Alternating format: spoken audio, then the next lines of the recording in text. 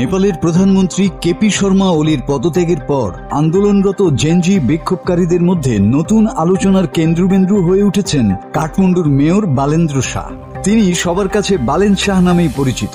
সামাজিক যোগাযোগ মাধ্যমে এরই মধ্যে তাকে অন্তর্বর্তী প্রধানমন্ত্রী করার দাবিও ছড়িয়ে পড়েছে।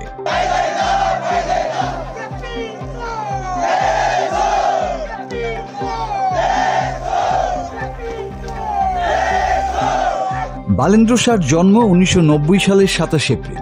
তিনি পেশায় একজন স্ট্রাকচারাল ইঞ্জিনিয়ার, একই সঙ্গে র্যাপার, গীতিকার, কবি ও রাজনীতিক। 2022 সালের স্থানীয় নির্বাচনে স্বতন্ত্র প্রার্থী হিসাবে কাঠমান্ডুর মেয়র নির্বাচিত হন বালেন্দ্র শাহ, যা নেপালের ইতিহাসে প্রথম।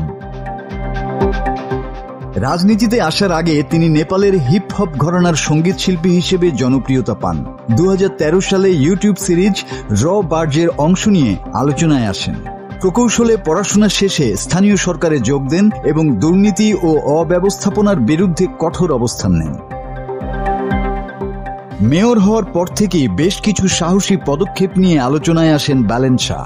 জেনজি আন্দোলনের শুরু থেকেই তরুণ প্রজন্মের পাশে ছিলেন বালেন্দ্র শাহ। প্রধানমন্ত্রী ওলির পদত্যাগের পর তিনি সামাজিক যোগাযোগ মাধ্যমে এক বার্তায় বিক্ষোভকারীদের সংযত থাকার আহ্বান জানিয়ে বলেন, প্রিয় জেনজি, সরকারের পদত্যাগের দাবি পূরণ হয়েছে। এখন সংযত হওয়ার সময়। দেশের সম্পদ নষ্ট হওয়া মানে আমাদেরই ক্ষতি। নতুন প্রজন্মের দায়িত্ব নেপালের ভবিষ্যৎ নেতৃত্ব গঠন করা।